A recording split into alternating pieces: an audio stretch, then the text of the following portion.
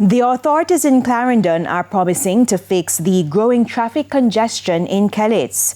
Vendors have taken over sections of the town's commercial spaces as their previous base, the Kellits Market, remains out of use. Details in this report. The Kellits Market has better lighting these days, but this was not due to any effort to provide better visibility to users and add more ventilation in this hot period. The facility was battered and broken during Hurricane Melissa, and nearly 10 months later, vendors have taken to the streets of Kellits as the market remains out of use. This has created disorder and traffic in the Kellits town. Stakeholders have called on the authorities to address the situation.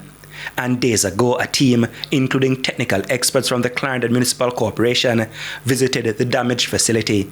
We want to do some renovation to this building, the market house, so that we can remove the people who are now peddling their wares on the street side and put them back in the market so that we can get the opportunity to also clean up the Kellits town.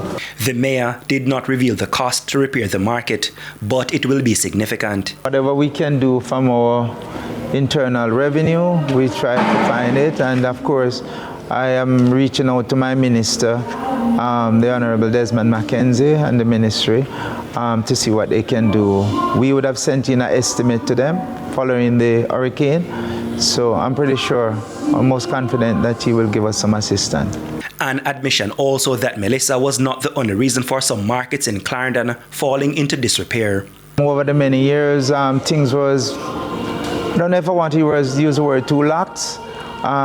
Persons were not matching up to their responsibility, so things really fell apart.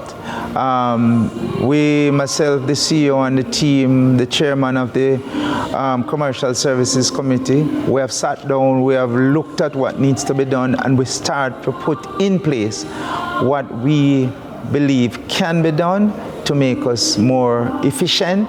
Dwayne Anderson, TVJ News.